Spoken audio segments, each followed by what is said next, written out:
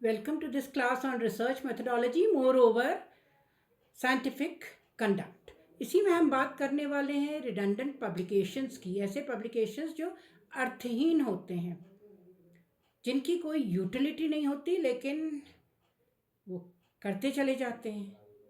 मतलब ये जो है अननेसेसरी ऐसा वर्क होता है, wastage of time of everyone. जो कर रहे हैं उनको लगता है कि ये काम का है, लेकिन उनके लिए ही नहीं, जो लोग उसको पढ़ते हैं, जो लोग उसको रिव्यू करते हैं, सभी के लिए वेस्टेज ऑफ टाइम होता है।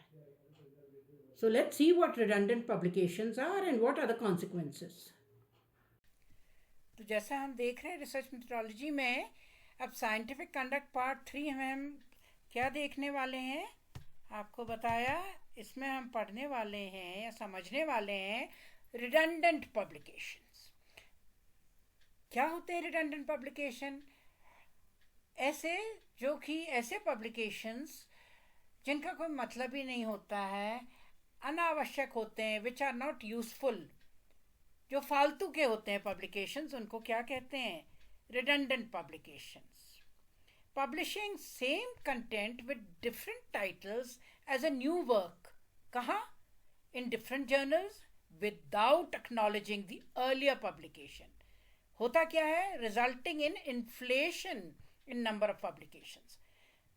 हम सेम स्टडी को जो हम पब्लिश कर रहे हैं, एक पेपर, उसी को हम अलग अलग टाइटल्स देके ऐसे पब्लिश करते हैं, अलग जर्नल्स में डालते हैं, और जो पहले पब्लिश करे हुए पेपर होते हैं उसी टाइप के कंटेंट के, उनको एक्नॉलेज नहीं करते हैं।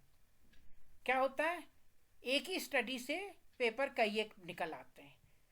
कितने प्रकार होते हैं? डुप्लीकेट पब्लिकेशंस, जैसा कि नाम से ही जाहिर है, same paper sent to different journals giving different titles.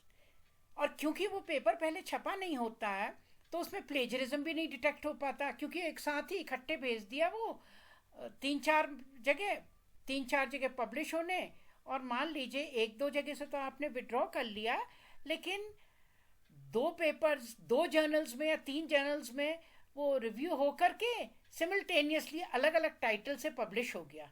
तो स्टडी एक है और उसके कितने आ जाते हैं टाइटल्स, कितनी जगह उनको वो पब्लिश हो जाते हैं? 3 जर्नल्स में। सलामी स्लाइसिंग रिडंडेंट पब्लिकेशन है। ये भी ऐसा है फालतू का पब्लिकेशन, अनावश्यक, अर्थहीन, जिसका कोई मतलब ही नहीं है।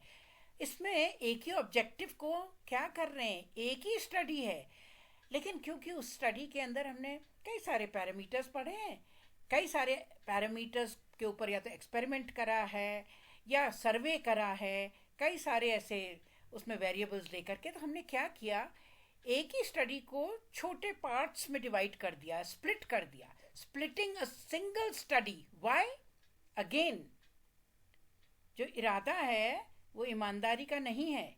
हम ईमानदारी से नहीं कर रहे हैं काम, तभी तो इस तरह कर रहे हैं जिससे क्या हो जाए, हमारी फिर से नंबर ऑफ पब्लिकेशंस बढ़ जाए। Third type of redundant publication, overlapping publication. Overlapping, जैसा कि नाम से ही है, कुछ कंटेंट तो हमने पहले पेपर का ले लिया जो कभी हमारा पब्लिश हुआ होगा, और कुछ कंटेंट उसमें हमने थोड़ा बहुत नया ऐड कर दिया, बहुत थोड़ा, ठीक है, तो उससे बन गया हमारा नया एक पेपर।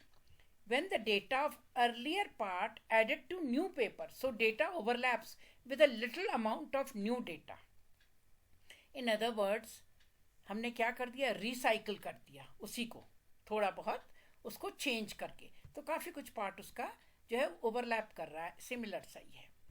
क्या कारण है कि इस तरह की फालतू के पब्लिकेशन किए जाते हैं जिनका कोई मतलब नहीं है? सिंपली एच इंडेक्स बढ़ाना, साइटेशंस बढ़ाना, क्योंकि ओवर एम्बिशन है। एकेडमिक एडवांसमेंट, तो हमें आगे तरक्की चाहिए, प्रमोशन चाहिए, समय कम है, 3-4 पेपर चाहिए उसके लिए हमें, तो हम क्या कर रहे हैं, एक ही पेपर को अलग अलग या तो टाइटल से या कुछ एक कंटेंट उसका चेंज करके, यानी कि ओवरलैपिंग, या एक पेपर को 3-4 छोटे छोटे पार्ट्स में स्प्लिट करके उसको पब्लिश कर दे रहे हैं। तो और क्या होगा, हमारे साइटेशंस, हमारे नंबर ऑफ पब्लिकेशंस जो हैं वो बढ़ जाएंगे। टू इंक्रीज व्यूअरशिप, अलग अलग टाइटल से पढ़ेगा, कंटेंट सिमिलर है, जब वो पब्लिश होगा तो ऑटोमेटिकली वो अलग जर्नल्स में पढ़ा जाएगा या अलग टाइटल से पढ़ा जाएगा, न्यू पब्लिकेशन होगा। सिंपली हमने एक पब्लिकेशंस को कई पार्ट में तो स्प्लिट कर दिया है या ओवरलैप कर दिया है या डुप्लीकेट कर दिया है अलग टाइटल देके। So what is, how do we identify, how do we prevent redundant publications? By cross referencing, by journal policies, by ethical guidelines, by advanced plagiarism detection tools like Turnitin, Authenticate, PaperPal, CopyLeak, SweetText, और भी कई हैं ऐसे। और author declaration, authors भी declare करते हैं कि ये हमारा ओरिजिनल पब्लिकेशन है, फर्स्ट टाइम पब्लिश हो रहा है, एंड अदर अंडरटेकिंग्स।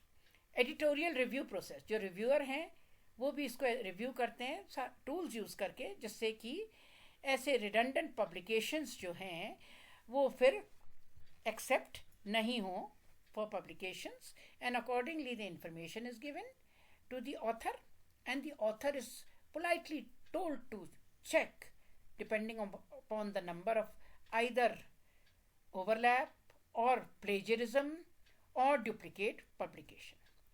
क्या होते हैं इसके नतीजे, कॉन्सिक्वेंसेस? क्योंकि जब तक हमें नतीजे नहीं पता होंगे तो इसमें चेक कैसे लगेगा? Waste of time of editors and reviewers of various journals. एक ही चीज़ है, एक ही कंटेंट है, अलग अलग टाइटल से अलग अलग एडिटर्स अलग अलग जर्नल्स के उसको पढ़ रहे हैं, waste of time. Loss of scientific integrity, ईमानदारी पे बहुत बड़ा क्वेश्चन मार्क लग जाता है उस साइंटिफिक कम्युनिटी के या ग्रुप के या ऑथर के। रिसोर्स का वेस्टेज, एथिकल वायलेशन, क्योंकि ये हमारी एथिक्स के खिलाफ है, एथिक्स के खिलाफ है, we are violating all the norms of scientific conduct. Inflated matrices, होते नहीं है उतने पब्लिकेशन, लेकिन ऐसा प्रतीत होता है कि उतने पब्लिकेशन है, उतना ज़्यादा एच इंडेक्स इंक्रीज है, उतने ज़्यादा साइटेशंस है। मिसलीडिंग, ये बेईमानी से चीज़ें करी जा रही हैं, सो ये मिसलीड कर रहे हैं, हम मिसगाइड कर रहे हैं। डिस्टॉर्टेड रिसर्च इम्पैक्ट, जैसा पहले बताया कि रिसर्च का इम्पैक्ट जो है वो डिस्टॉर्टेड, जो सही नहीं है वो चीज़ प्रतीत हो रही है पर वो सही नहीं है। जर्नल की क्रेडिबिलिटी, ऐसे जर्नल्स को भी फिर डाउटफुल ढंग से, जिसमें ऐसे पब्लिकेशंस होते हैं, उस निगाह से देखा जाता है। One does not want to publish in such journals. Reduce trust, scientific community के ऊपर जो है ट्रस्ट कम हो जाता है। Black listing, many a times such authors are blacklisted, उनके फर्दर एक्सेप्ट नहीं होते हैं papers.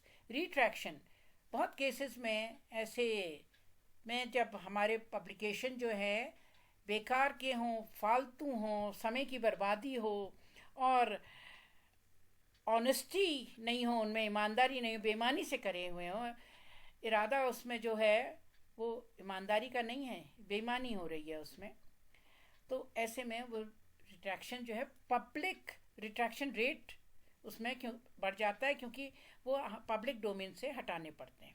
Loss of academic positions, many a time there are legal issues और एकेडमिक पोजीशन भी लूज कर देते हैं ऐसे जो ऑथर्स होते हैं। तो कहने का मतलब है रिडंडेंट पब्लिकेशंस जो हैं ये बहुत अहम हिस्सा हैं किसका, हमारे रिसर्च एथिक्स का, जिससे सब समझें कि ये हमारे ऐसे रिडंडेंट पब्लिकेशंस क्या हैं, कैसे करे जाते हैं, कितने प्रकार के हैं और क्यों करे जाते हैं, और इसके कॉन्सिक्वेंस जो हैं वो कितने ख़राब होते हैं।